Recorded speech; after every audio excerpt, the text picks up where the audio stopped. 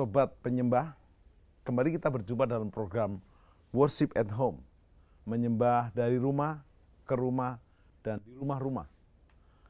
Tetap anjuran pemerintah kita lakukan, memang umur 45 ke bawah sudah boleh beraktivitas, tetapi beberapa masih di rumah, jangan menyerah.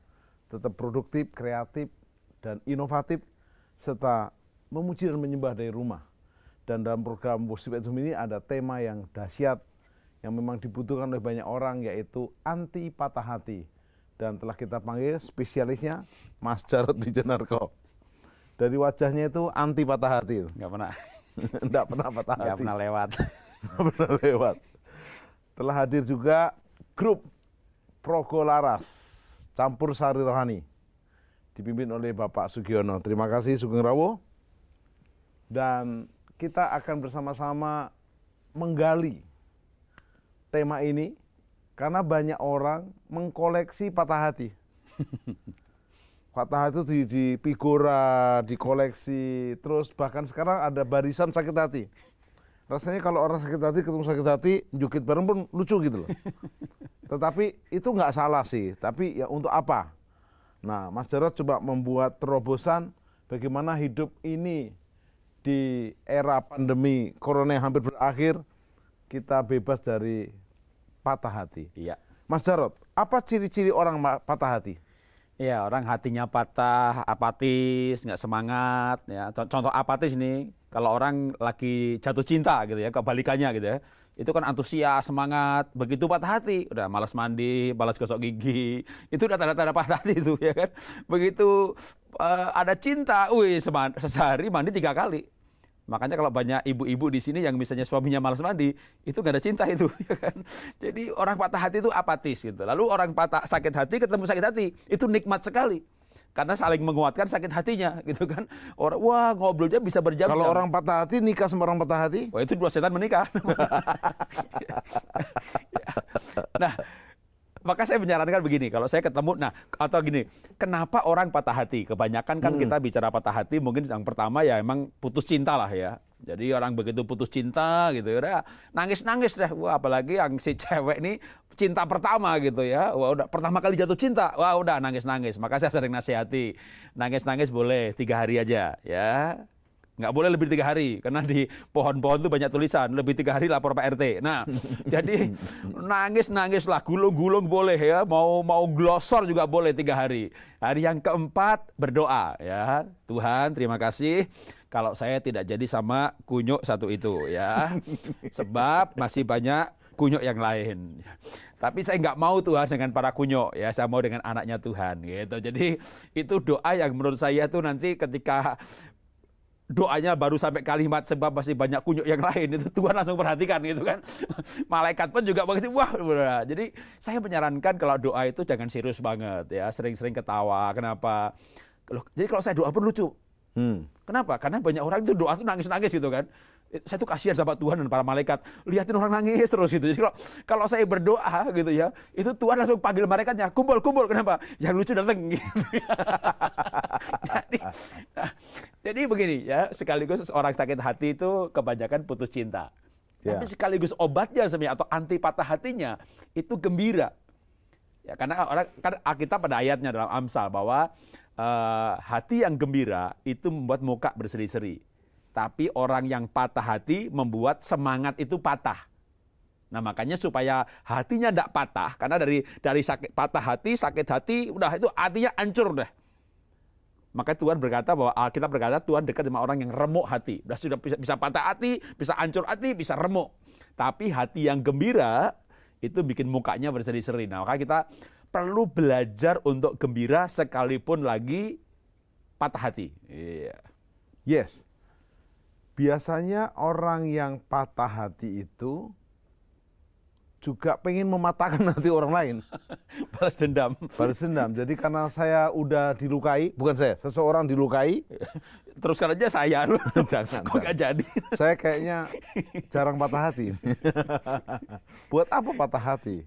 Jadi orang yang patah hati cenderung membuat orang lain patah hati juga. Iya. Ini namanya kayak efek domino. Gimana Mas Jarod? Iya, karena orang patah hati kan terluka ya. Ya. Orang terluka itu tadi apatis gitu. Lalu bisa lagi menyerang ya. Jadi karena dia luka hati, maka sikapnya dia bisa menyerang orang lain seperti balas dendam. Masa cuma saya yang luka hati gitu. Nah, ini Lalu rame-rame gitu. jadi bahaya nih ketika dia bikin orang lain patah hati. Bahayanya nanti kalau misalnya dia membangun relasi juga ada kecenderungan itu kan sebenarnya lukanya masih ada. Nah, waktu dia melukai orang, kan makin banyak yang patah hati. Ya. Dan anehnya mereka sekarang bikin grup patah hati. Geng patah hati, Ya. terus nyanyi bareng, joget bareng. Apakah berarti patah hati itu langsung hilang atau tambah berpatah-patah, Mas Jarod? Jadi begini, saya jadi ingat kisahnya Daud. Daud itu mau dibunuh sama mertuanya. Betapa hancur hatinya. Lalu Daud masuk gua Adulam. Nah, di Samuel 22 itu dikatakan begini, lalu datanglah ke gua Adulam 400 orang yang sakit hati. Dan Daud memimpin mereka. 400 orang sakit hati kumpul di dalam gua Adulam. Nah, yang menarik itu gini, lagu mereka di gua Adulam itu dicatat di kitab Mazmur. Nah, lagunya tapi ternyata justru lagu sukacita. Kalau ingat lagu misalnya hatiku siap, oh ya Allah hatiku siap, aku mau bernyanyi, aku mau bermalu. Itu lagu di dalam gua Adulam 400 orang kumpul orang sakit hati. Berarti ada pemimpinnya yaitu Daud yang kebetulan dia sudah menang terhadap sakit hati dan dia mengajak mereka datang pada Tuhan. Nah itu mestinya begitu juga, bukan orang sakit hati gitu ya, lalu begitu ketemu dikuatkan sakit hatinya. Misalnya nih, ibu sakit hati, ketemu ibu lain sakit hati gitu ya. Wah Pak, suami saya itu, ibu, suami saya itu begini. Oh memang semua laki-laki itu begitu. Emang begitu? Iya benar itu namanya saling menguatkan sakit hati. Jangan. Dan yang itu luar biasa, akhirnya 400 orang sakit hati itu menjadi pahlawannya Daud. Jadi pahlawannya Daud. Wow, jadi merubah patah hati menjadi pahlawan. Ya. Mas Jarod, waktu seorang istri, ini udah menikah nih, Ya. patah hati sama suaminya. Dari lagu-lagunya ketahuan. Walaupun lagu rohani, lagu gereja, Lagu apa sedih. aja. Lagu sedih semuanya. Sedih semuanya. Iya, kalau nggak percaya datang aja ke kebaktian kaum wanita. Mereka nyanyi lagu kan banyak perkara gitu kan. Saat tiada jalan begitu. Itu lagu-lagu sedih semuanya udah itu ibu-ibu yang menyanyikan. Tapi kalau lagi jatuh cinta, Tapi gini, tapi kalau saya dengar ibu-ibu nyanyi lagu begitu, saya berkata, ini yang kurang ajar suaminya nih. Yang kurang ajar suaminya. tapi kalau lagi jatuh cinta, lagunya apa? Iya, lagi jatuh cinta kan lain lagi ya, kan gue jatuh cinta padanya, gitu ya. Nah makanya yang di gua Adulam tadi luar biasa. Daud memimpin 400 orang sakit hati, lagu-lagunya itu hatiku siap. Lalu itu di bawahnya lagi ayatnya. Ku bersyukur padamu di antara bangsa ya Tuhan. Ku bermazmur bagimu di antara itu lagu di gua Adulam. Itu Daud bisa mengajak orang untuk bersyukur kepada Tuhan. Jadi memang untuk mengobati sakit hati atau supaya anti sakit hati, maka bersukacita. Tapi gimana bisa bersukacita? Ingat kebaikan Tuhan. Tanpa ingat kebaikan Tuhan, maka bagaimana kita bisa sembuh dari sakit hati? Sekarang gini, Mas Jarod. Setelah menikah, karena karir, karena pekerjaan harus pisah tempat. Pak, suami saya di luar kota, udah 5 tahun pisah. Dan tidak pernah mau pulang, karena pulang mahal. Ya susul, saya ada kerja, saya pegawai. Nah, akhirnya sakit hati, dua-duanya sakit hati. Dia bertanya saya dengan pertanyaan yang sangat sulit dan rumit. Saya terus atau saya selesaikan? Nah silakan, saya lempar ke Mas Jarod. Ya, kalau 5 tahun itu kelamaan. Sebenarnya kalau misalnya karena tuntutan ekonomi ya, misalnya ibu anaknya di Jogja, bapaknya ngerantau ke Jakarta, dan atau satunya di pedalaman Kalimantan, bapaknya di Balikpapan. Nah, ini sebenarnya jangan lebih dari setahun. Begitu sudah mulai salah satu mapan, harusnya suami istri itu jangan dipisahkan. Ya, ada juga kalau saya pelayanan ke luar negeri ya, ke Hong Kong begitu. Waduh, TKW di sana suaminya di kampung. Jadi ibunya demi anaknya kerja jadi TKW, lalu dia kirim duitnya untuk suami dan anaknya di kampung. suaminya terima duit buat biaya selingkuh. Wah itu sakitnya di sini katanya gitu ya ibu-ibunya tuh. Makanya tuh di kampung-kampung seperti itu di mana banyak mengirim TKW, perceraian tinggi sekali yang menggugat istri. Karena istrinya punya penghasilan, tapi dia kirim untuk keluarganya buat modal selingkuh. Jadi memang itu akan banyak terjadi perselingkuhan, perceraian kalau suami istri beda kota. Maka saya tidak menyarankan. Dalam skala yang lebih banyak lagi, kota-kota besar, Jakarta, Surabaya, segala macam, ada istilah namanya commuter marriage atau weekend marriage. Jadi misalnya keluarganya di Bogor, suaminya kerja di Jakarta. Ya bolak-balik, pertama capek, kedua biaya ongkos kirim. Ongkos jalan ya kan, ongkos jalan. Paketin emang ya kan. Nah, ongkos ini kalau dihitung-hitung ternyata dengan separuhnya ongkos jalan bisa untuk kontrak atau ide kos di Jakarta. Akhirnya diambil keputusan pulang ke rumahnya Jumat Sabtu. Tapi namanya laki-laki atau istri yang sudah menikah, menikmati seks, Senin sampai Jumat nganggur itu ya pertamanya kuat, lama-lama ada teman. Ini celah gitu ya. Makanya hal-hal seperti ini nggak boleh. Apalagi ketika sudah mulai, tadinya nggak selingkuh sebenarnya sih. Tapi ketika di luar kota, di luar pulau, yang apalagi sampai 5 tahun ya, 5 hari aja ini, tapi berlangsung lama sekali. Akhirnya salah satu akrab dengan yang lain. Nah ketika akrab itu melukai hati, ini luka yang kecil-kecil, tapi dikumpulkan. Maka sebenarnya nggak ideal berpisah seperti ini dalam jangka panjang.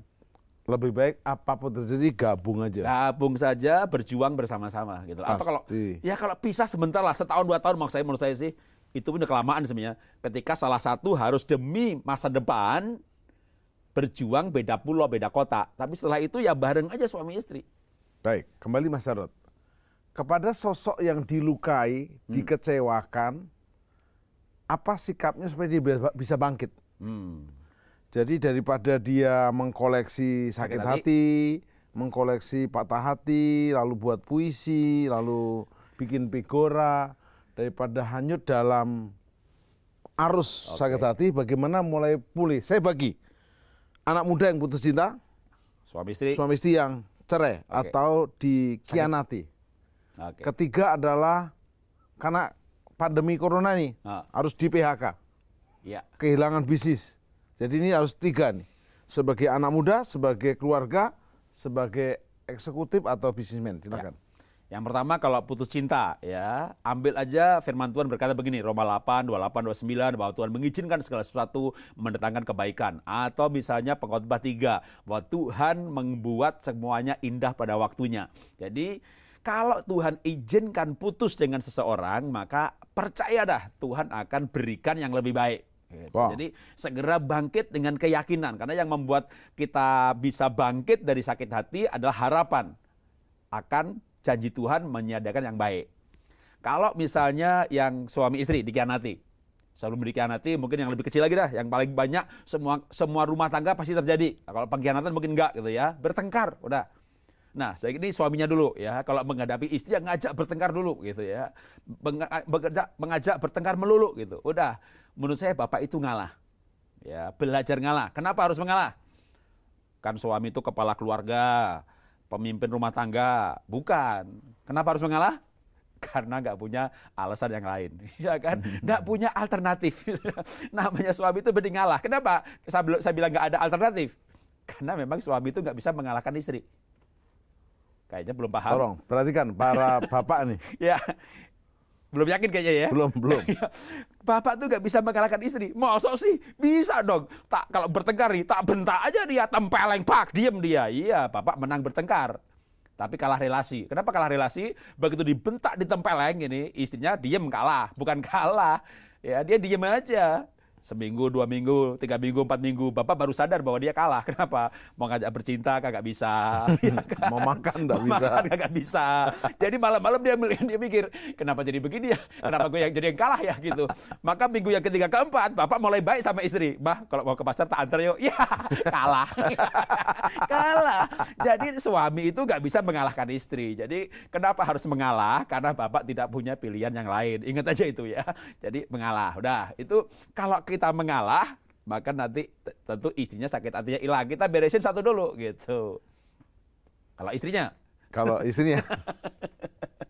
ya. Suaminya muka Fir'aun, hatinya Herodes. Ya, Kalau ibu punya suami kayak Herodes, muka Firaun, tingkah laku Pontius Pilatus, ibu saya yakin sekali pasti punya karakter seperti Yesus yang menderita di bawah pemerintahan Pontius Pilatus. Nah, sekarang bagaimana menghadapi suami yang kayak Pilatus ini? Oke, sekeras-kerasnya hati itu pasti akan kalah oleh kebaikan. Ya, jadi dibaikin sampai hatinya tuh tersentuh oleh kebaikan. Mau gimana lagi? Ya, suaminya belum bertobat, suaminya galak, kasar, penjudi. Ya, memang Alkitab mengajarkan untuk melawan sakit hati ini dengan kebaikan. Susah dong, mana bisa gitu ya. Kalau gampang nggak perlu dengerin siaran ini. Makanya susah, makanya tak ajarin gimana caranya supaya kita yang sakit hati ini bisa membalas dengan kebaikan gitu. Ya, caranya dengan hanya satu cara. Ingat kebaikan Tuhan. Makanya kalau Yeremia 31 ayat 12. Ingatlah kebaikan Tuhan, maka mukamu akan berseri-seri. Wow. Jadi kita tuh harus ingat kebaikan Tuhan. Saya pernah googling ada wanita umurnya 130 tahun. Wih, menarik sekali. Kenapa? Ternyata suaminya juga bukan sempurna. Tapi dia selalu ingat kebaikan Tuhan. Karena tanpa ingat kebaikan Tuhan, kita tidak mungkin bisa mengasihi orang lain yang tidak baik. Loh, Tuhan itu kan difitnah, disalib, dihancurkan, dicambuk. Dia malah mengasihi yang mencambuk.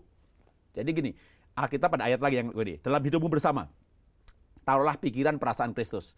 Dalam hidupmu bersama apa itu? Ya, hidup bersama kan suami istri. Taruh pikiran dan perasaan Kristus. Contoh ya, suami istri. Suami istri ini berantem. Katakanlah tadi yang ditanyakan ibunya diamuk-amuk sama suaminya. Ya diamuk gitu. Nah, maka ibu taruh pikiran dan perasaan Kristus. Nah, apa itu pikiran Kristus? Perasaan Kristus. Waktu Tuhan Yesus disalib, dia berdoa, Tuhan ampuni mereka tidak tahu apa yang diperbuat. Artinya dia mengasihi pelaku. Dia berdoa untuk pelaku supaya diampuni. Nah, saya bawa ini ke suami istri. Bapaknya marah-marah sama istri, marah gitu. Ibu taruh pikiran Kristus. Ya Tuhan ampuni dia. Kalau perlu doakan, Tuhan beri kekuatan pada jantungnya. Jangan sampai putus itu jantung, kasihan dia marah-marah gitu. Kalau dia putus gimana Tuhan? Jadi ini namanya korban yang mengasihi pelaku gitu. Yes, sebelum kita lebih dalam membongkar dengan tip-tip anti sakit hati, ada pengalaman yang dahsyat. Kita akan naikkan pujian campur sari rohani.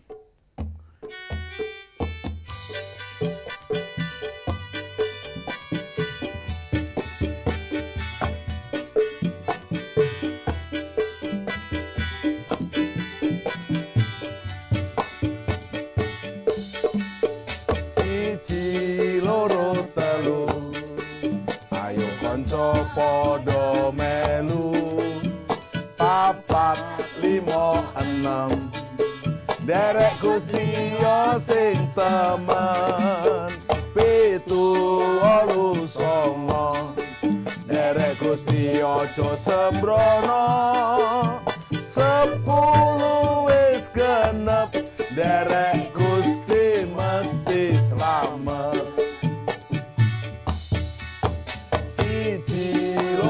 Telu ayo konco podo melu 4, 5, 6 derek Gusti yo sing temen 7, 8, 9 derek Gusti ojo sembrono 10 wis genep derek Gusti mesti slamet. Apa iya, apa tenan, apa iya, apa tenan, pancen tenan, derek Gusti mesti slamet. Derek Gusti Yesus, mengikut Tuhan Yesus. Sebab Yohanes 10 ayat 10 berkata, Yesus adalah jalan, Yesus adalah kebenaran, Yesus adalah hidup. Yohanes 14 ayat 6 berkata, Yesus jalan, kebenaran, dan hidup. Mari ikut Yesus. Derek Gusti Yesus pasti selamat. 1, 2, sampai 10 pasti selamat. siji loro telu ayo kanca padha melu papat lima enem derek Gusti sing temen pitu wolu songo derek Gusti aja sembrono 10 wis genep derek Gusti mesti slamet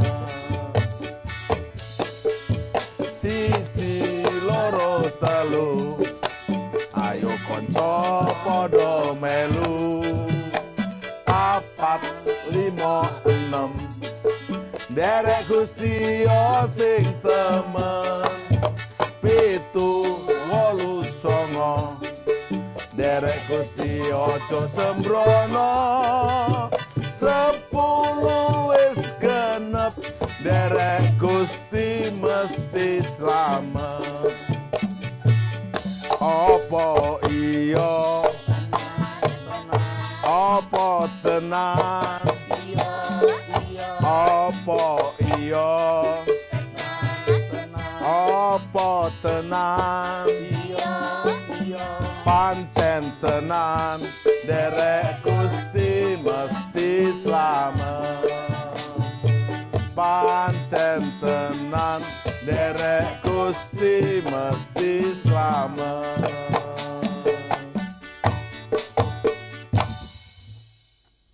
Sekarang kalau karyawan, kaum profesi, bahkan bisnismen patah hati karena pandemi corona, di PHK, dibatasi pekerjaannya hanya separuh hari kerja atau separuh minggu kerja, dan dia kehilangan peluang bisnis, dan dia akhirnya patah hati dan tidak ngerti sampai kapan ini, Mas Jarod. Silakan.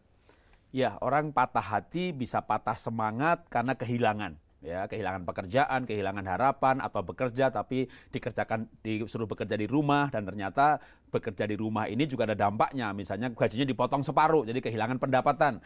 Nah, saya mau kasih kesaksian, tentu ini cerita bukan sekarang, tapi esensinya sama, karena sama-sama kehilangan. Ya, saya pernah kehilangan yang besar sekali tahun 2009, di mana waktu itu saya sekeluarga sedang pelayanan, dan rumah saya terbakar, roboh habis dan tidak diasuransi. Nilai yang terbakar tuh 2,5 miliar. Nah, ini tentu bagi saya besar sekali karena saya bukan konglomerat. Dan tahun 2009. Ya, saya bukan konglomerat. Engkong saya melarat, ya kan. Jadi kebakar 2,5 habis dan tidak diasuransi. Itu kehilangan. Nah, orang kehilangan ini bisa karena corona, karena ditipu, karena kebakaran, bahkan bisa bukan hanya kehilangan pekerjaan ya, kehilangan anggota keluarga, itu yang paling berat sekali. Maka saya akan berikan contoh kesaksian bagaimana saya mengatasi kehilangan.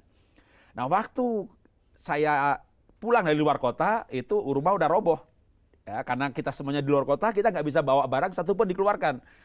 Itu kehilangan yang kayak membuat saya itu kayak peng gitu. Tuhan, kenapa ini terjadi? Tuhan, ranjang habis, meja habis semua.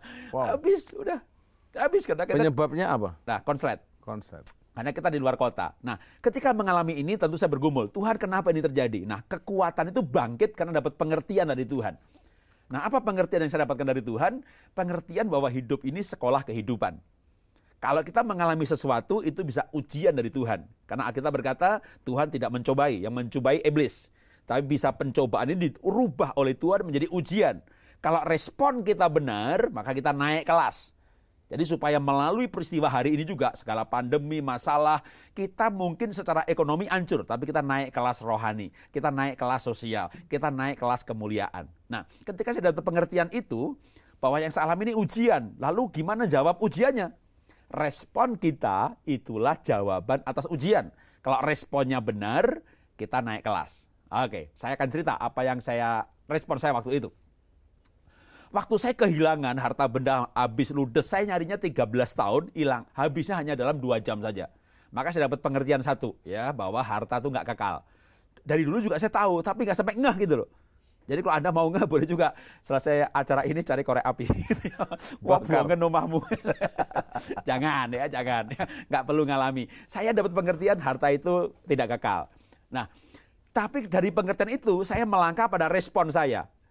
Waktu itu saya berdoa sekeluarga dan saya berkata, Tuhan, Saya sadar sesadar-sadarnya bahwa harta nggak kekal. Sekarang saya mau mencari yang kekal. Setelah kejadian ini, saya justru akan melayani, mencari yang tidak bisa terbakar. Ada orang lahir baru karena pengaruh saya, itu adalah kekal. Orang berubah karena pengaruh saya, itu buah pelayanan, itu kekal. Nah, jadi ketika mengalami musibah kehilangan, kita malah justru komitmen melayani Tuhan. Setelah saya komitmen seperti itu, tiba-tiba saya dapat pengertian baru. Ya, memang dapat pengertian ini semacam imajinasi, ya, atau mungkin orang berkata penglihatan, tapi saya nggak serohani itu, saya katakannya imajinasi. Saya dapat bayangkan nih, seolah-olah Tuhan itu kumpulkan malaikatnya, ya, kumpul gitu ya. Kenapa? Lihat tuh Jarod ya, di Bintaro kebakaran, malah komitmen melayani Tuhan. Apa Tuhan? Ya berarti dia naik kelas, gitu. Tiba-tiba saya dapat pengertian yang lain, gitu. Ada orang lain bukan saya, gitu kan, nggak sampai kehilangan yang seluruh dicari 13 tahun gitu. Kehilangan penghasilan, kehilangan keuntungan, kehilangan sedikit gitu. Waduh, mulai ngomel. Tuhan, kenapa ini terjadi? Buat apa saya melayani kalau mengalami ini? Gitu. Itu Tuhan juga kumpulkan malaikatnya. Kumpul gitu. Ada apa Tuhan? Lihat tuh di Jakarta ada orang gagal ujian gitu. Lalu malaikatnya nanya, "Lah kalau gagal ujian apa yang harus saya lakukan?" Tuhan bilang malaikatnya, "Segera atur ujian susulan." Gitu. Jadi makanya saudara jangan sampai ikut ujian susulan. Pernah sekolah nggak waktu SMA dulu? Namanya ujian susulan itu soalnya beda dan lebih susah. Makanya kalau mengalami peristiwa yang tidak baik, kita responnya benar, kita lulus ujian, nggak perlu ngalamin lagi. Ada orang ngalami musibah, masalah segala macam, ngomel, mengeluh, muter-muter, hidupnya nggak pernah naik kelas rohani, nggak naik kelas kemuliaan, nggak naik kelas sosial. Itu kayak muter-muter di padang gurun. Jadi tanpa mengurangi rasa simpati ya, apapun yang Bapak Ibu alami, ingat kebaikan Tuhan, anggap aja ini ujian, ayo kita naik kelas. Di kelas yang lebih tinggi, jangankan kelas nih, kalau ini tempat gitu ya, kita naik ke tempat lebih tinggi, pemandangan lebih bagus loh. View-nya itu bisa beda, hanya beda ketinggian.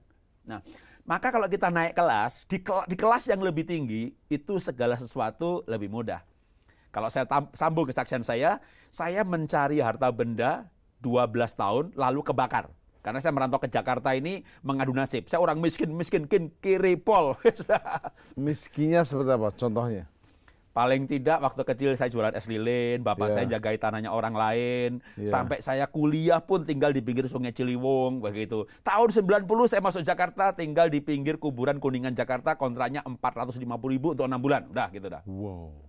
Nah, lu nabung 12 tahun, habis dalam 3 jam. Itu kehilangan. Kalau bicara kehilangan, saya ngalami kehilangan. Tapi gimana bisa bangkit? Pertama sadar, ini ujian, naik kelas. Ingat kebaikan Tuhan. Nah begitu ingat kebaikan Tuhan, tadi saya merasa bahwa, dapat pengertian naik kelas. Dan benar-benar bukan merasa sih, naik kelas beneran. Nah di kelas yang lebih tinggi, kalau tadi bicara soal tempat aja, pemandangan lebih bagus. Apa yang saya alami setelah peristiwa kebakaran? Saya tidak menyalahkan Tuhan, saya nggak menyalahkan keadaan, maka jangan menyalahkan keadaan, jangan menyalahkan Tuhan, jangan menyalahkan pemerintah. Apapun yang terjadi ini jangan salahkan pandemi corona. Ini bukan salah siapa-siapa, ya kan? Ini memang diizinkan terjadi. Mari kita justru naik kelas. Di kelas yang lebih tinggi, contoh nih, kelas sosial. Kalau kita di kelas bawah, ya ketemunya sesama kelas bawah. Kita naik kelas sosial lebih tinggi, ketemunya yang lebih tinggi. Di kelas bawah kita ketemu teman yang, ada orang jual rumah nggak yang tipe 70? Gitu. Di kelas yang lebih tinggi, ada yang jual pabrik nggak? Oke, singkat cerita, waktu saya habis mengalami ini, kebakaran itu, saya bisa bangun rumah baru yang lebih bagus dari rumah yang kebakar, yang saya cari selama 12 tahun tadi, dalam 12 bulan. Iya.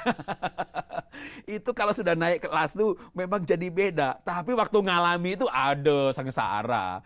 Ngalami kehilangan, apapun kehilangan itu. Kehilangan teman, kehilangan pacar, kehilangan bisnis, kehilangan pekerjaan. Waktu ngalami, tapi sering kan kita misalnya kehilangan apa? Kita bisnisnya pabrik, lalu melalui peristiwa tertentu, bangkrut. Gara-gara bangkrut, nyoba-nyoba trading. Untungnya lebih banyak. Kalau nggak ngalami ini, nggak nyoba-nyoba. Atau ternyata trading, hancur gitu. Gara-gara begini nyoba-nyoba jualan makanan kuliner, sukses. Jadi tetap ada harapan bahwa di balik sebuah peristiwa yang terjadi ini ada rencana yang tersembunyi. Memang yang susah itu mencari rencana Tuhan itu apa atas hal ini. Kalau belum ketemu, jangan marah sama Tuhan dulu. Saya kebakaran, gak di asuransi gitu ya. Itu benar-benar ngalami kayak boom gitu kan. Tuhan apa baiknya nih? Ya nggak ada baiknya. Tapi sebelum mengerti apa baik dari peristiwa itu, maka tetap jangan menyalahkan Tuhan. Sebentar, Ya, itu kan dari pihak Mas Jarod. ya, Pihak Bu Esther istri gimana? Apa langsung ikut. ikut atau sempat ada Ya. harus jujur, harus jujur. Jadi sebenarnya kita tuh saya ngalami masalah tuh banyak ya. Yang ini kan ngalami kebakaran. Ya. Kita juga pernah istri saya ditipu ratusan juta gitu. Jadi, Ya. nah ada sisi bedanya. Kebetulan kami berdua ini pacarannya cukup lama, 6 tahun. Ya. Dan waktu pacaran itu kita dua-duanya radikal. Sama-sama ngusir setan, sama-sama bakar jimat. Jadi begitu ngalamin begini sebenarnya kita tuh kayak ya sedih mah sedih lah ya, namanya kehilangan gitu. Namanya kehilangan tuh sedihnya. Tapi kita sedih nggak pakai lama loh. Bahkan saya tuh punya foto sejarah gitu ya. Jadi ada foto di mana kami sekeluarga foto 2 hari setelah kejadian ini. Karena kenapa waktu itu kok sempat 2 hari foto gitu kan? Karena waktu itu saya ada jadwal untuk bikin buku, covernya di mana ini jadwal harus diikuti. Udah janji harus taruh di Gramedia. Ini kejadian tahun 2009. Dan kami bisa foto sekeluarga, itu mukanya semuanya berseri-seri. Cie. Boleh ditayangkan fotonya. Saya kasih. Wow, materinya sungguh sangat memberkati. Sehingga kalau kita sedang patah hati, sudah mulai sadar, ini ujian. Dan kalau kita menghadapi ujian, ada ujian susulan yang lebih berat. Dan mulai gembira. Gembira dengan pandemi corona. Pasti ada sukacita. Ya. Dan untuk lebih deep, dalam, lebih jero lagi, kita akan naikkan pujian sakjeke kula nderek Gusti. Sehingga kita ayem atine, ayem uripe, iku kabeh karena Gusti yang berkahi. Nggih. Monggo.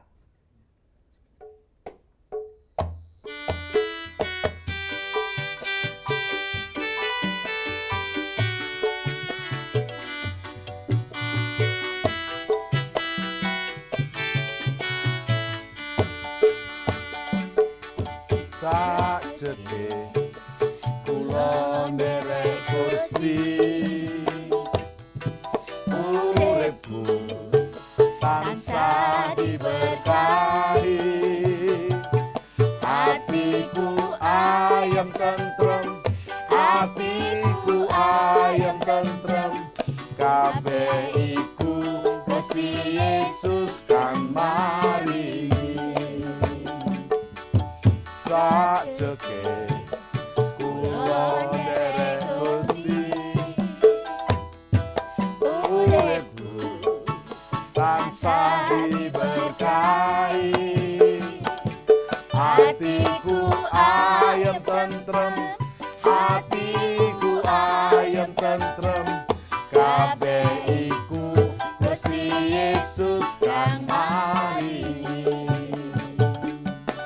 Matur nuwun, matur nuwun, matur nuwun Gusti Yesus kula matur nuwun, matur nuwun, matur nuwun, matur nuwun Gusti Yesus kula matur nuwun. Terima kasih Bapak Surgawi. Terima kasih Tuhan Yesus. Terima kasih Roh Kudus ketiga yang esa. Matur nuwun Gusti Yesus. Gusti Yesus selalu memberkahi, memberkati. Mulai sekarang dan sampai selama-lamanya. Jangan pernah putus asa. Maju terus. Sakjeke kula nderek Gusti, uripku tansah diberkahi, hatiku ayem tentrem, hatiku ayem tentrem, kabeh iku Gusti Yesus kang maringi. Sakjeke kula nderek Gusti, uripku tansah diberkahi,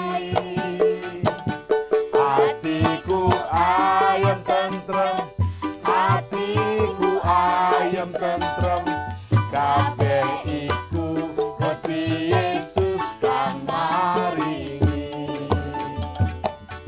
Matur nuwun, matur nuwun, matur nuwun Gusti Yesus, kula matur nuwun, matur nuwun, matur nuwun, matur nuwun Gusti Yesus, kula matur nuwun, matur nuwun, matur nuwun, matur nuwun Gusti Yesus, kula matur nuwun.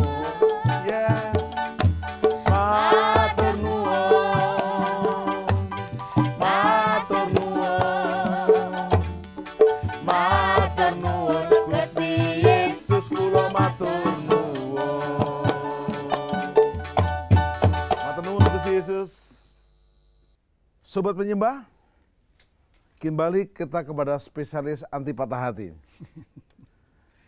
Mas Jarod, Ya, anak muda udah beres, suami istri udah beres, ya. profesi bisnismen udah beres. Sekarang banyak orang kumpulan patah hati, Ya, kumpul komunitas. kumpul, lalu mereka bahkan bikin arisan, lalu nyanyi bareng, ada juga yang joget bareng. Mengingat contoh ini lagu yang sepanjang jalan kenangan. Wah. Itu maksud saya kenangan yang mana? Masa lalu ya. Jadi Cinta orang pertama. bukan maju move on ke depan, tapi mundur ke belakang. Bukan nostalgia, lama-lama nostalgia. Nah, bagaimana Mas Jarod kita move on dari sakit hati ini sembuh, terus kita boleh punya hati yang pulih. Karena kalau sakit luka di tubuh kelihatan langsung obat merah. Ya. Sakit di hati Susah. susah. Ya. Bagaimana Mas Jarod? Ya, Alkitab berkata begini. Di dalam Kristus itu yang lama berlalu, yang baru sudah datang. 2 Korintus 5:17. Makanya untuk bisa move on yang baru, yang lama itu benar-benar harus berlalu. Kalau yang lama tidak berlalu, yang baru nggak datang-datang. Ini bisa apa saja, misalnya pacar, putus gitu ya. Yang lama ini diingat-ingat terus, yang baru mana bisa datang. Benar-benar yang lama ini harus berlalu.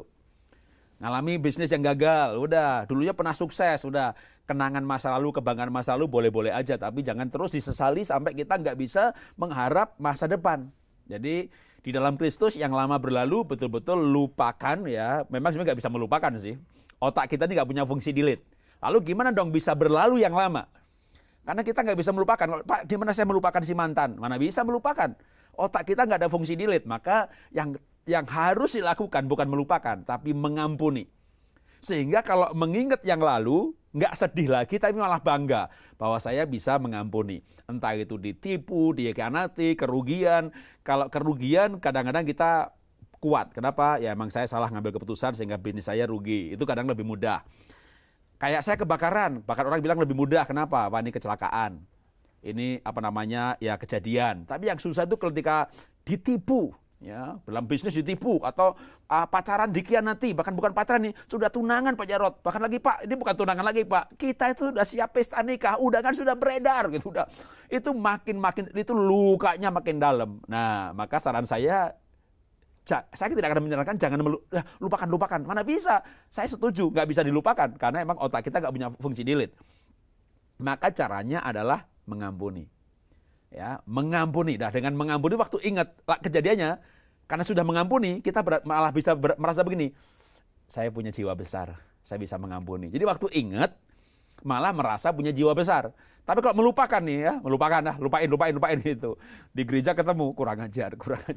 Pindah gereja lagi. Di sana ketemu yang lain lagi, kurang ajar. Jadi kalau kita hanya melupakan, nanti ketemu di mall, ketemu di gereja, kambuh lagi. Jadi bukan melupakan, tapi mengampuni. Lalu saya akan ulangin lagi langkah yang tadi, tapi lebih dalam lagi, yaitu adalah bersukacita. Ya. Hati yang gembira itu obat yang manjur. Jadi dalam situasi pandemik ini kalau kita nggak gembira, ya kecewa, kepahitan, ditambah lagi khawatir, udah ini badai sitokin, sistem imun turun loh. Tapi gembira itu saya mau tekanin bener ya, luar biasa loh. Alkitab berkata hati gembira itu obat manjur. Tapi Alkitab juga berkata bahwa kalau kita gembira, itu anti dari patah semangat. Ya. Makanya kalau orang gembira mukanya berseri-seri, tapi hati yang patah membuat semangat patah, tulang kering. Jadi gembira itu luar biasa. Karena begitu kita gembira ada hormon endorfin yang menaikkan sistem imun. Pak, saya masih nggak terlalu percaya Pak kalau gembira itu obatnya manjur. Tak kasih bukti ya, kalau orang gembira itu sehat-sehat. Bukti ini wong edan malah sehat-sehat. Tahu wong edan? Orang gila. Nah, orang gila itu pakai baju basah, tidur emper toko. Itu makanan di lantai diambil, kagak mencret-mencret. Orang gila itu pakai kaos basah, tidur emper toko, nggak masuk angin. Kenapa orang gila? Takut corona. Nggak takut corona. Malah orang lain pada dia jalan, orang lain menghindar semuanya gitu kan. Jadi orang gila itu sehat-sehat. Kenapa? Karena ketawa terus. Makanya kalau mau sehat, gimana caranya? Jadilah gila. Bukan, saudara ya, bukan. Orang gila itu sehat bukan karena gilanya. Orang gila itu sehat karena bersuka cita, ketawa terus. Makanya kita nggak perlu gila, tapi kita perlu bersuka cita. Nah, gimana kita bisa bersuka cita dalam kondisi seperti ini? Oke, begini deh, misalnya pandemi ini, corona ini membuat kita nggak bisa keluar rumah, membuat kita nggak bisa bekerja, membuat kita gaji kepotong. Dengan kondisi yang sama, Anda nangis. Oke. Gajinya naik nggak? Nggak juga. Omsetnya naik nggak? Nggak juga. Anda marah-marah. Marah-marah, sama juga keadaan. Lah mendingan tertawa kan? Keadaannya sama, tapi cara menjalaninya berbeda. Kita kasih contoh praktis yang lain deh untuk membandingkan. Saya misalnya anggap aja ini lagi motong buah, lalu kena luka. Saya punya dua pilihan. Aduh, sakit banget nih. Lu kenapa sih? Bisa, tapi tambah sakit. Atau waktu kena berdarah nih, saya ngambil sikap yang kedua. Berdarah. Berdarah gitu. Sama-sama luka, saudara. Tapi cara menghadapinya berbeda. Dan diobati. Loh, itu gak usah diobati, kering sendiri. Kalau orang Jawa bilang, itu orang Batak juga sama, jangan bangga dengan Jawanya. Iya kan pakai belangkon. Iya kan. Jadi ketika kita gembira gitu, ludah kita aja menyembuhkan, saudara. Nggak tahu itu sembuh karena ludahnya atau karena sugestinya gitu. Tapi dulu waktu saya di kampung begitu loh. Kalau luka gitu, kasih ludah aja gitu. Kadang kalau nggak cari itu apa namanya daun muda, itu daun lamtoro gitu ya. Dikunyah-kunyah gitu, ditempel begitu. Ternyata itu daun muda itu banyak vitamin E-nya. Jadi memang itu ternyata benar itu ilmiah gitu. Tapi kalau nangis nih, aduh, kagak sembuh-sembuh. Jadi hati gembira itu luar biasa. Saya pernah ikut Menwa nih, jadi ingat. Ya, waktu saya resimen mahasiswa, diajari tahan menderita. Jadi kan saya komandan dan regu. Kalau anak buah 3 salah, kita ikut dihukum. Misalnya hukuman yang paling banyak itu apa? Buka helm kamu, tampar, pak, begitu. Kalau pernah waktu itu jalan kaki dari Bandung ke Eretan, dekat Cirebon. Waduh, sepanjang jalan kalau ada yang salah, saya sebagai ketua regu ikut dihukum juga. Hukumannya push up di aspal ini sampai luka nih. Begitu luka sampai di pantai, kita tuh direndam air garam. Nah, tapi sebelumnya selama trainingnya, coachnya udah diajari supaya menahan rasa sakit, begitu kan? Nanti kalau ini luka kena air garam kan sakit. Supaya menghindari rasa sakit itu berteriak, wah, begitu. Nah, saya punya ilmu yang lain gitu. Jadi waktu saya rendam tangan saya ketawa, saudara. Saya ketawa. Lalu orang bilang, kenapa kamu berbeda sendiri gitu? Coba aja ikutin. Jadi waktu kita sakit, menghadapi sakit, kita ketawa gitu. Itu lebih kuat. Karena secara ilmu itu hormon kita tuh lebih kuat waktu kita ketawa. Tapi orang yang nggak ngerti dikira kita gila. Ya, memang gila. Baru tahu. Ya, yang penting kita gak gila lah gitu. Kalau saya gila kan ada gak panggil saya. Gitu. Tapi Paulus bilang kan seperti orang gila, tapi bukan gila. Iya, betul. Mas Jarod, sekarang persoalannya adalah ada orang-orang yang tetap menahan diri untuk terus sakit hati, terus patah hati, dan akhirnya sampai dia mati tidak mau mengampuni. Itu juga ada risiko yang mengancam. Silakan Mas Jarod, beri ancaman ke mereka supaya mereka nggak sampai hidup sia-sia dan naas. Iya, Matius berkata begini, kalau kita tidak mengampuni, maka Bapamu yang di surga tidak akan mengampuni kamu. Jadi kita beribadah, bayar perpuluhan, setia ke gereja, melayani tiap minggu, ditambah tidak selingkuh, setia. Iya dia, ditambah tidak mengampuni. Akhirnya percuma semuanya. Kan ada dosa yang mendatangkan maut sama dosa yang tidak mendatangkan maut. Yang pertama, dosa yang mendatangkan maut adalah dosa yang tidak diakui. Apapun dosanya diakui, diampuni. Ya, kalau kita mengaku ia setia dan adil, ia mengampuni, ia menyucikan. Maka apapun dosanya, minta ampun, diampuni. Jadi dosa yang mendatangkan maut, yang tidak diakui. Yang kedua, tidak mengampuni. Begitu nggak mengampuni, dosa kita nggak diampuni. Maka menurut saya, mengampuni itu jauh lebih baik. Jangan sampai gini, misalnya pasangan kita selingkuh, atau kita ditipu. Lalu gara-gara ini kita nggak bisa mengampuni. Akhirnya kita masuk neraka, yang nipu bertobat melayani masuk surga. Tapi kita yang ditipu malah masuk neraka gitu. Jadi saya khawatir surga ini penuh dengan orang baik tapi yang sial gitu. Ya kan dia nggak nipu, dia nggak nyolong, dia nggak nyuri. Tapi waktu dia ditipu, dia nggak bisa mengampuni. Dia nggak pernah nipu, nggak pernah membunuh. Kalau diselingkuhi oleh pasangan? Sama-sama juga, dia diselingkuhi. Ampunilah. Tetap kita tidak, sebenarnya gini, kenapa kita harus mengampuni? Ya karena kita nggak punya pilihan lain. Ya kan? Kalau adakah pilihan lain gitu? Kita taruh kepahitan, dendam ini kita pelihara. Kalau baca buku kesehatan namanya kepahitan itu hormon yang keluar epinefrin. Kalau gembira itu endorfin. Endorfin ini menaikkan sistem imun. Sedangkan epinefrin kepahitan di zaman marah kortisol ini dua-duanya menghancurkan sistem imun. Jadi mau alasan yang tidak teologis gitu ya, pakai alasan kesehatan aja dah. Mengampuni tetap lebih sehat, mengampuni tetap lebih baik. Dari alasan pribadi, kalau kita nggak mengampuni, apa bisa deep sleep? Nggak bisa tidur pules. Ya kan? Tidur kebayang, tidur ngimpinya dicekek setan, ngimpinya dikejar maling, udah. Tapi kalau kita bisa mengampuni gitu, tidur lebih pules, makan lebih enak. Jadi makanya dari sisi teologis, mengampuni, diampuni Tuhan.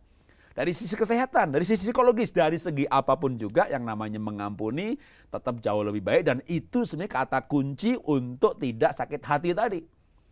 Karena kalau kita nggak bisa mengampuni, sakit hatinya ada terus di dalam. Mau bikin klub tertawa gitu ya, gabung dengan Laughter Club gitu ya. Salah, hati gembira obat yang manjur, bukan mulut tertawa obat yang manjur.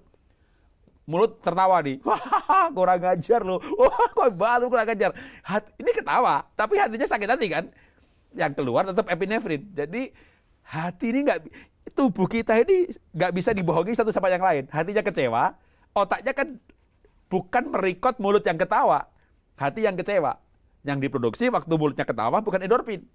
Dan Alkitab berkata, bukan mulut tertawa obat yang manjur loh, hati gembira obat yang manjur. Makanya tetap mengampuni jauh lebih baik. Yes. Ya.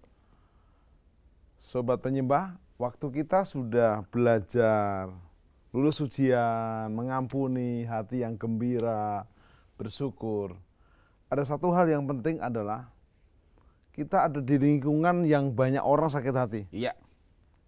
Sakit hati sama pemerintah, sakit hati sama pejabat, sakit hati sama aparat, sakit hati sama tetangga. Nah, ingat kalau Anda pertahankan sakit hati itu merugikan kita sendiri. Betul. Kalau mau cepat sembuh, ampuni aja lah. Nah, teladan Yesus nih Mas Ser. Ya. Sebelum kita akan naikkan pujian, teladan Yesus menyatakan bahwa hendaklah kamu dalam hidupmu bersama menaruh pikiran dan perasaan. Ya. Ngomongnya gini Pak, itu kan Yesus. Tuhan yang jadi manusia, kita nggak mungkin disalibkan mengampuni. Sekarang kalau ada pendeta disalibkan pendeta lain, doanya gini, Tuhan balas sekeras-kerasnya. Jadi itu nggak mudah. Jadi gimana Mas Jarod? Meneladani Yesus dalam soal mengampuni seperti tidak sakit hati. Begini, jadi setelah kita sudah mulai bergaul dengan Tuhan, kita bisa bersuka cita, kita mau mengampuni, ini susah, kita perlu satu lagi adalah komunitas. Supaya dengan demikian kita tuh dikuatkan gitu loh ya. Orang-orang sakit hati ketemu Daud, nah Daudnya kuat, dia mempengaruhi yang lain. Maka kalau kita susah mengampuni, udah ketemu aja Pak Timotius Hardono, ya kan? Wah, nanti pasti akan ada kasih contoh nasihat, bales. Jangan ikuti, jangan ikuti. Enggak mungkin kan beliau nasihatin begitu. Jadi ketemu orang-orang yang sudah menang dalam pengampunan, dalam sakit hati. Jadi kita butuh komunitas. Kalau murid Yesus ketemu Tuhan Yesus, ya. Lalu muridnya dikuatkan, orang yang lain ketemu para murid. Dikuatkan. Makanya kita sebenarnya perlu komunitas yang positif. Karena firman Tuhan berkata begini, dalam kitab Amsal juga ada ayat yang mengatakan bahwa seorang sahabat itu berguna bisa lebih jauh daripada seorang saudara.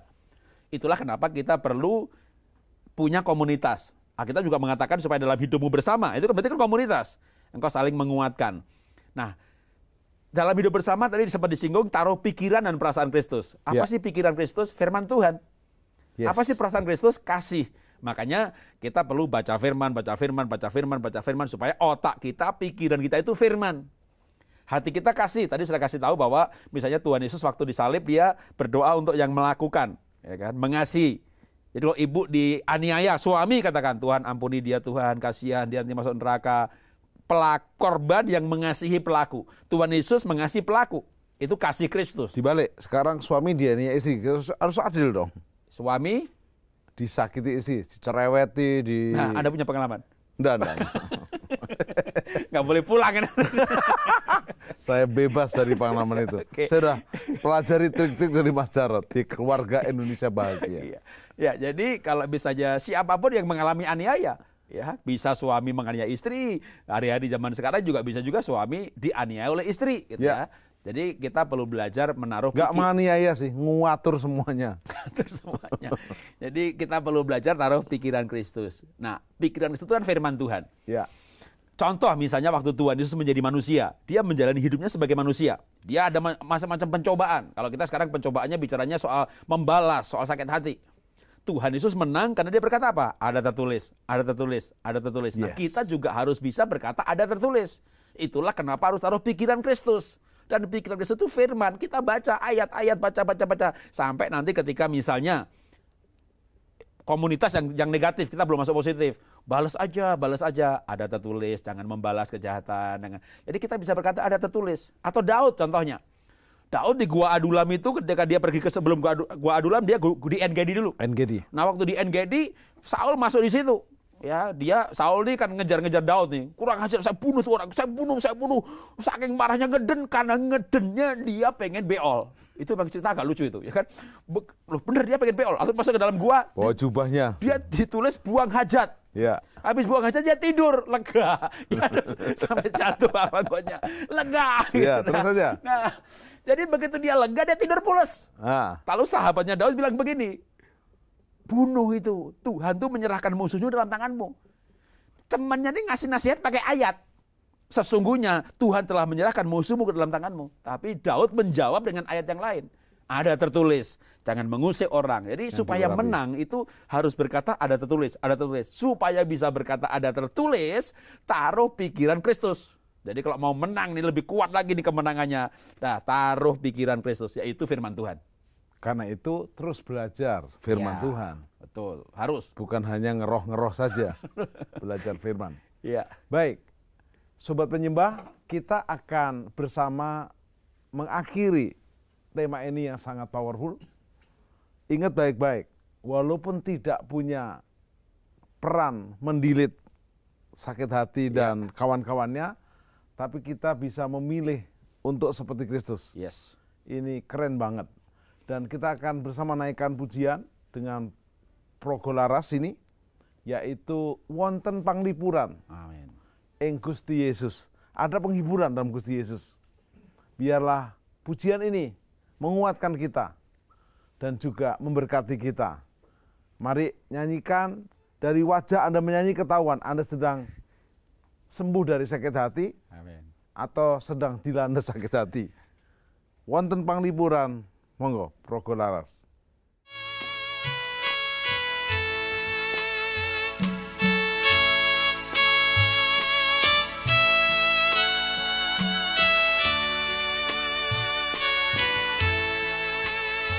Wonten panglipuran ing Gusti Yesus. Wonten panglipuran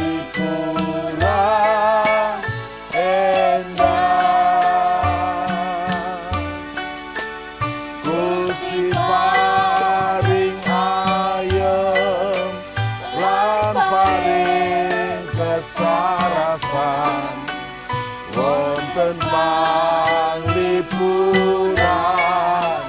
endah, wonten panglipuran ing Gusti Yesus, wonten panglipuran endah, Gusti paring ayem lan paring kesarasan, wonten panglipuran endah,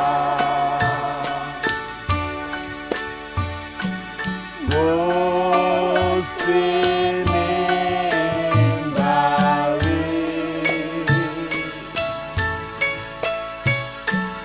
Gusti nimbali,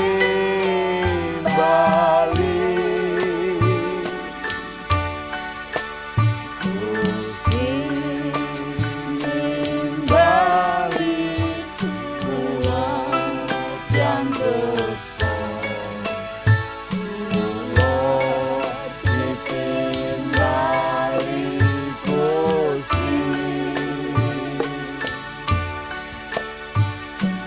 Gusti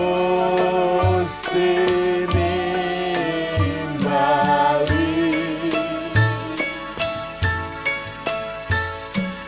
Gusti nimbali,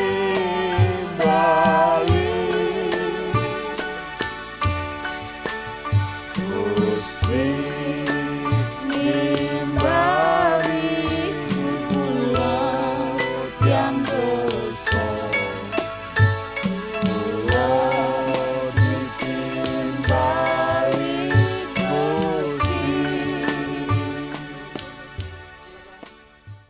Saudara yang dikasih Tuhan, Mazmur Daud 34:19 berkata bahwa Tuhan itu dekat dengan orang-orang yang sakit hati dan Ia menyembuhkan luka-luka mereka. Jadi Tuhan itu Tuhan yang mengerti permasalahan kita, sakit hati kita, luka hati kita, dan Tuhan siap menyembuhkan. Dengan apa Dia menyembuhkan? Dengan pengampunannya, dengan kasih-Nya.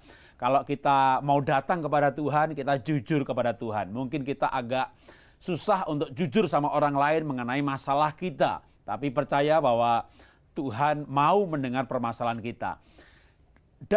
Selain Daud juga Musa mengalami pemberontakan orang Israel. Bahkan waktu itu Tuhan pernah berkata kepada Musa, kamu minggir dari bangsa ini, saya akan hancurkan mereka dan kamu akan kujadikan bangsa yang besar. Musa berkata, Tuhan jangan.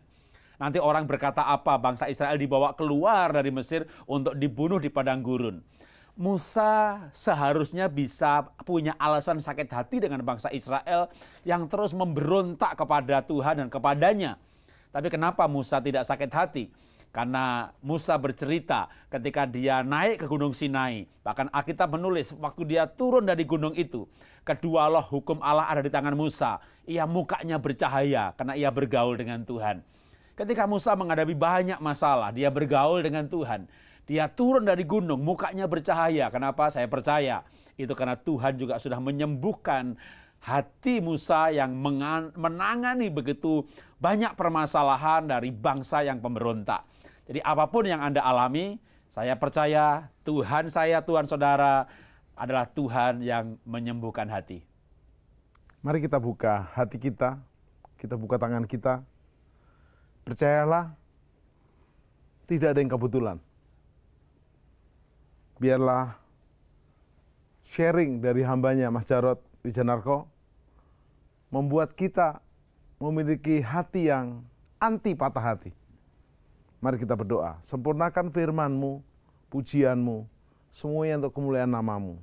Biarlah semua yang ikuti program ini boleh diselamatkan, bebas dari patah hati, bebas dari sakit hati, bahkan menjadikan Yesus juru selamat dan Tuhan, sehingga mereka dan seluruh mereka diselamatkan dan bebas dari patah hati.